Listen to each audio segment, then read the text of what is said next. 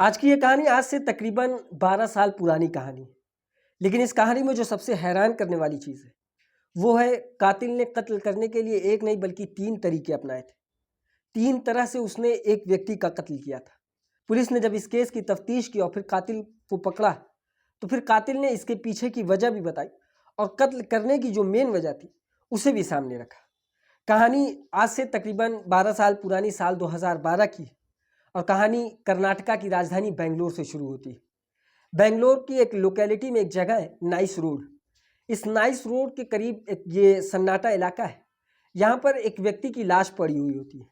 वहाँ से गुजर रहे राहगीरों की नज़र जब इस लाश पे पड़ती है तो वो करीब जाकर देखते हैं तो देखते हैं कि इस व्यक्ति की लाश जो कि इसके सर को कुचला गया है और वहाँ पर एक साइड में पड़ी हुई है। वो फ़ौरन 100 नंबर पे कॉल करते हैं। पुलिस की टीम वहाँ पर पहुँचती है। अब पुलिस अब इस बॉडी की तफ्तीश करना शुरू कर देती है। शुरुआती तफ्तीश में पुलिस को ये पता चलता है कि इस व्यक्ति की जो हत्या की गई है उसका सामने जो दिख रहा था वो एक नहीं बल्कि 2 तरीका था। पहला तो ये साफ दिख रहा था कि इस व्यक्ति का कत्ल इसके चेहरे पे पत्थर से कुचल कर मारा गया इसे, यानी पत्थर से कुचलने की वजह से इसकी मौत हुई। दूसरी जो वजह वहाँ पर नज़र आ रही थी वो थी कि इस व्यक्ति के गले पे निशान था जो कि किसी चीज़ से कसने का निशान था। पुलिस को ये शुरुआती 2 अटेम्प्ट नज़र आए कि 2 तरीके से इसका कत्ल किया गया है। पुलिस बॉडी को अपने कब्जे में लेती है और फिर आगे जाकर पोस्टमार्टम के लिए भेजती है। पोस्टमार्टम के लिए भेजने के बाद अब आसपास के लोगों से पूछताछ करती है, इस व्यक्ति की पहचान करने की कोशिश करती है। लेकिन इस केस में जो एक मामला ये था कि इस व्यक्ति की जो लाश है जिसमें इसके चेहरे को कुचल दिया गया है, जिसकी वजह से बहुत आसानी से इसकी पहचान नहीं की जा सकती थी। इसकी वजह से फिर पुलिस उसके पॉकेट को चेक करती है, लेकिन पॉकेट में भी कोई ऐसा सामान नहीं मिलता जिससे इसकी पहचान की जा सके। अब पुलिस इसके बाद आगे की तफ्तीश करना शुरू करती है। इसी बीच पोस्टमार्टम की रिपोर्ट भी आ जाती है। पोस्टमार्टम की रिपोर्ट आती है तो उसमें जो हत्या की वजह थी, जो मौत की वजह थी, वो ये सामने आती है कि इस व्यक्ति को जूस में जहर मिलाकर पिलाया गया था, जिसकी वजह से इसकी मौत हुई है। 3 वजह जो पोस्टमार्टम रिपोर्ट में सामने आती है, यानी गला घोटने की बात सामने आती है और उसके चेहरे पे कुचला गया ये तो साफ नज़र आ रहा था और पेट में उसके जूस का ट्रेस पाया गया था जो कि अभी हज़म नहीं हुआ था। उसमें जहर होने की भी बात सामने आई, जिस वजह से पुलिस काफ़ी शॉक्ड होती है। अब पुलिस इसके आगे की तफ्तीश करती है। तफ्तीश के दौरान इसकी पहचान भी हो जाती है। पुलिस इधर उधर पूछताछ कर रही थी, लोगों से जो भी गुमशुदा लोग होते उनकी पहचान करती, आसपास के थानों में इस तरीके की बात को पहुंचाती, जिसकी वजह से इस व्यक्ति की पहचान भी हो गई। इस व्यक्ति का नाम नीतीश था। नीतीश की पहचान होने के बाद अब नीतीश के घर वालों से मुलाकात होती है पुलिस की। घर वालों से पूछा जाता है कि आखिर क्या वजह हो सकती है इसके कत्ल की, किसी से दुश्मनी या कोई ऐसा मामला जो इसके साथ पेश आया हो, किसी से लड़ाई हाल ही में हुई हो।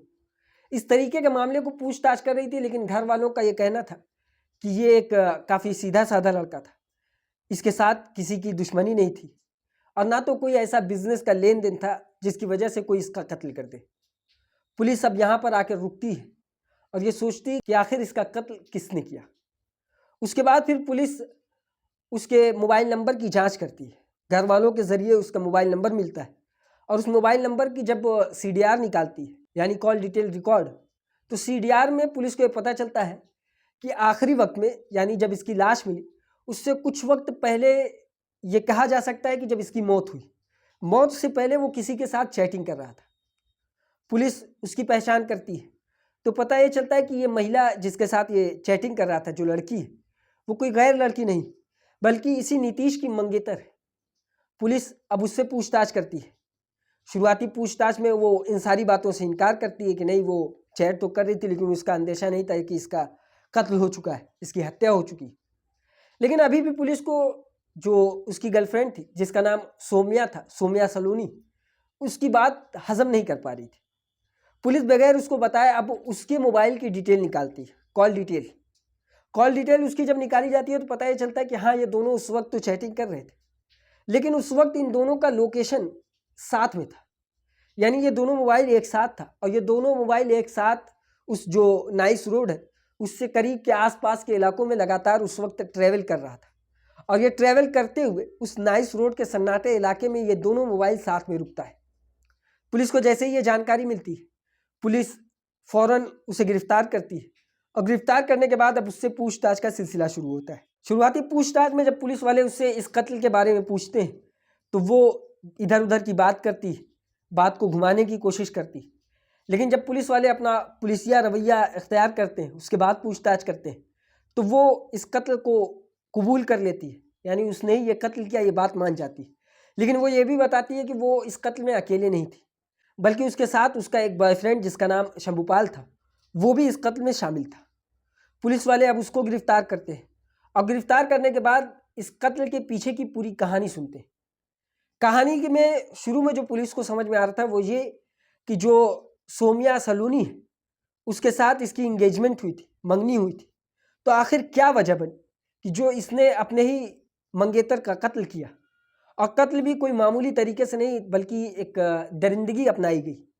उसका चेहरा भी कुचला गया, उसका गला भी घोटा गया और उसे जहर भी दिया गया। ये सारी चीज़ें पुलिस को शुरुआत में बड़ी कंफ्यूज कर रही थी। लेकिन उसके बाद पुलिस वाले ये सोचते हैं कि आखिर अगर उसको उसके साथ शादी नहीं करना था, यानी कोई और ही उसकी ज़िंदगी में आ चुका था, तो वो अपने घर वालों को ये बता सकती थी कि वो उससे शादी नहीं करना चाहती, वो किसी और से शादी करना चाहती है। लेकिन फिर जब पूछताछ में मामला आगे बढ़ा तो पता ये चला कि असल में जो नीतीश था, नीतीश और सोमिया सलोनी की मुलाकात सोशल मीडिया प्लेटफॉर्म से होती है। उसके बाद इनके बीच दोस्ती बढ़ती है और दोस्ती फिर प्यार में बदल जाती है। दोस्ती प्यार में बदलने के बाद अब ये दोनों फैसला करते हैं कि ये दोनों एक दूसरे के साथ शादी करेंगे। शादी की बात दोनों एक दूसरे के घर वालों को बताते हैं।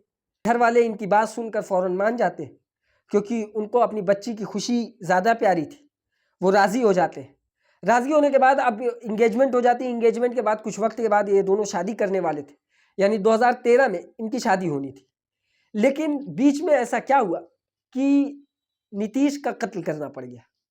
तो बताती है कि असल में मुझे पता चला कि नीतीश मेरे साथ उसकी इंगेजमेंट तो हो चुकी थी, लेकिन वो मेरे अलावा भी कई ऐसी लड़कियों से बातचीत करता था, उनके साथ इसका रिलेशन था।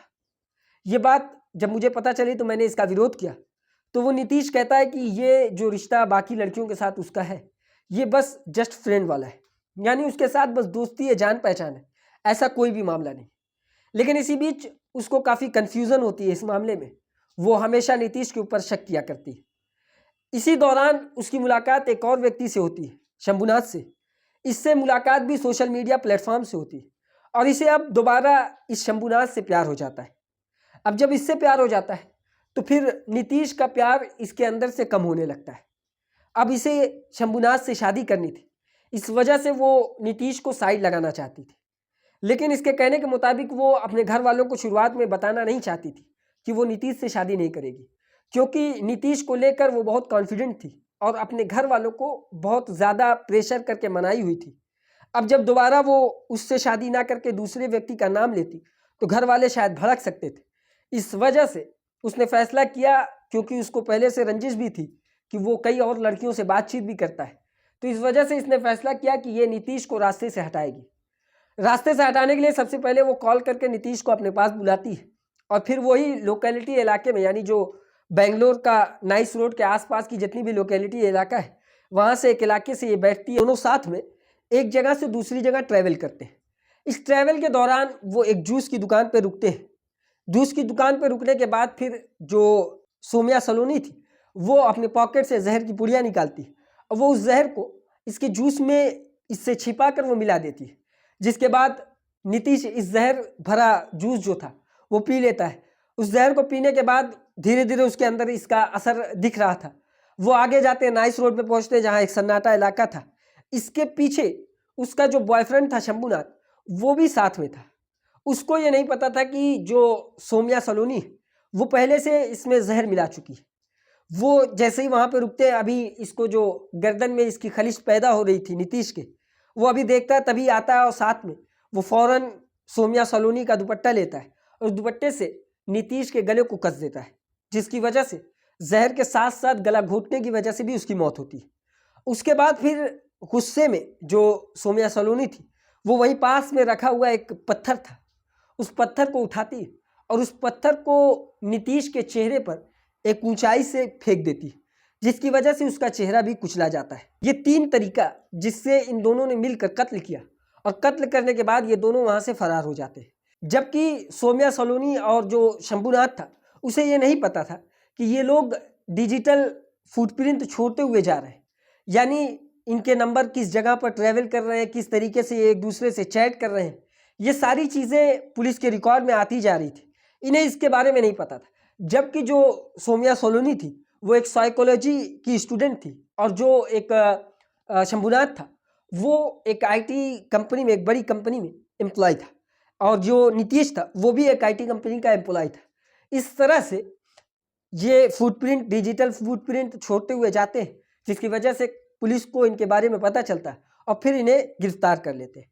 लेकिन शायद पैरोल पे या जमानत पे ये जो सौम्या सलोनी थी वो साल 2013 में 1 साल के बाद जब ये छूटती है, घर आती है, तो खबर ये सुनने में आ रही थी कि ये उसके बाद फिर अपने घर में फांसी लगा लेती है। और इसकी वजह जो बताई जा रही थी वो यही थी कि उसने अपने एक्स बॉयफ्रेंड नीतीश का जो कत्ल किया था उसका जो सदमा था, शायद वो उससे उभर नहीं पा रही थी, उसकी जो सोच थी वो उससे हट नहीं पा रही थी। इस वजह से वो परेशान आकर वो अपने घर में ही फांसी का फंदा लटकाती है और उसमें लटक जाती है। तो 1 साल के बाद सौम्या सलोनी की भी मौत हो जाती है, लेकिन जो उसके साथ एक शंभुनाथ था उसकी ज़िंदगी ख़राब हो चुकी थी, वो इस वक्त जेल में बंद है। ये थी आज की कहानी। इसी तरह की और कहानी सुनने के लिए हमारी इस वीडियो को लाइक करें, हमारे चैनल को सब्सक्राइब करें और बेल आइकन को ज़रूर दबाएं।